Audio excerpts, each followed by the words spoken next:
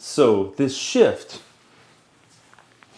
in manufacturing, this growth in manufacturing, caused a big change in urbanization of the country. That meant that people started moving away from farms towards cities, right? And that was one of the big causes, all right? So we're going to look at causes of urbanization. And there was a loss of farming jobs. If you remember a while back, really in the video about the first industrial revolution we were talking about, we talked just a little bit about the mechanical reaper, Cyrus McCormick, and the steel plow, that was John Deere. Well, those were some of the innovations that made farm work more efficient so that it required fewer people. So there wasn't a lot of growth in farming jobs. There was actually a reduction in farming jobs. There was this increase in factory jobs. All right, so that was one of the big causes. Okay, all these industries.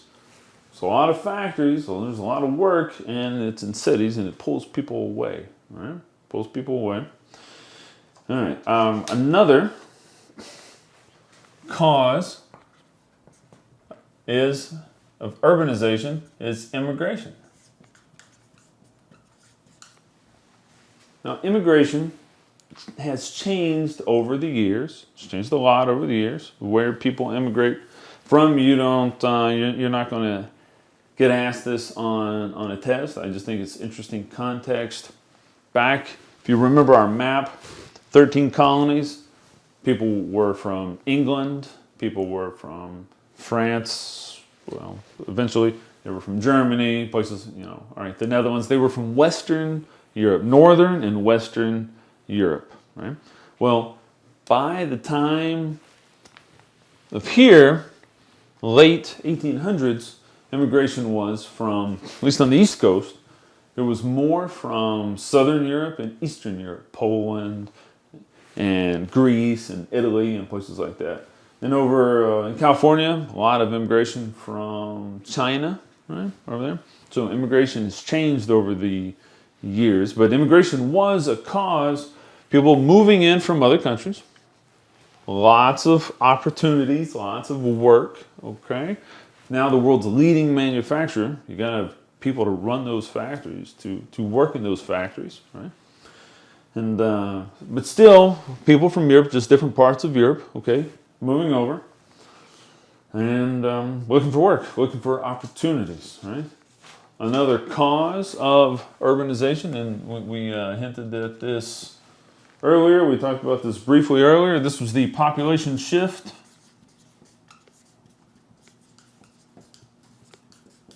In the U.S., and a big example at the end, after the Civil War, the end of the 1800s, you had a lot of African Americans, you had a lot of former slaves, free African Americans, moving out of the South and moving north mainly, west perhaps, but mainly to the north, looking for work in factories, because that's where the work was, right? So population shift, also a big cause of urbanization. So we have some results of urbanization. All right, so results, what do I mean? What am I talking about? I mean, results is in how the country changed. That's really what we're talking about, okay? Results. And this population shift, it caused a huge growth in cities. So let's think about this.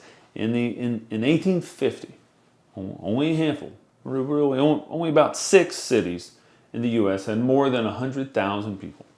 Only 6 had more than 100,000 people. By 1900, only 50 years later, 35 cities had more than 100,000 people. It's huge growth, tremendous growth in cities. Chicago, just take the city of Chicago, in about 1850, had around 30,000 people. Small town, relatively small. 30,000 people. 50 years later, 1.7 million people. From 30,000 to 1.7 million people in 50 years. Giant growth, tremendous growth, right? So that's this.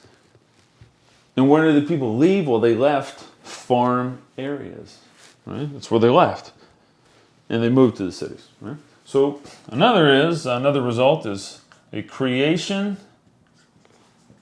of immigrant. That's connected to here, this increase in immigrant neighborhoods. This is in cities. Maybe some of the most famous examples might be in New York, Chinatown, or Little Italy. Nowadays, if you go to Little Italy, there's not a lot of Little Italy left. I don't know if there's any Little Italy left. And it's right next door to Chinatown. There's not a lot of Chinatown left either. At least not, maybe none. At least not what it was back then. And that's where, in the case of Little Italy, Italian immigrants who moved to New York would move by other Italian immigrants. So there was a neighborhood of Italian immigrants. So they called it Little Italy. And we would have other enclaves, other little communities, and it could be people who were Irish or Chinese, Chinatown, Chinese, or Jewish, or not from a country, Jewish, but still people who had shared background, shared history, and in the case of Judaism, shared religious beliefs, moved to our country, moved to the U.S., and form immigrant neighborhoods where they could congregate and live close to each other. We also have a result, urban problems. So what are some of these urban problems? Well, there's a lot of overcrowding, of course, because cities aren't prepared for that giant population growth. Health problems, overcrowding, sanitation, running water, and wasn't really reliable all the time. Sewage wasn't always reliable, so the conditions weren't always great. Yeah. Fire. Most cities were made from wood. Chicago, I mentioned Chicago had a really famous fire around this time. Really big fire, really bad fire. Okay. And crime. Crime was a big problem, of course, right? These were urban problems. But if we look at it all together, this is the second industrial revolution. You know now. If you didn't know before, now you have it again. Some of the inventions, right, and processes that fueled this growth, and what was the result? Led to the U.S. being the world's leading manufacturer at the end of the 1800s, and which led to urbanization.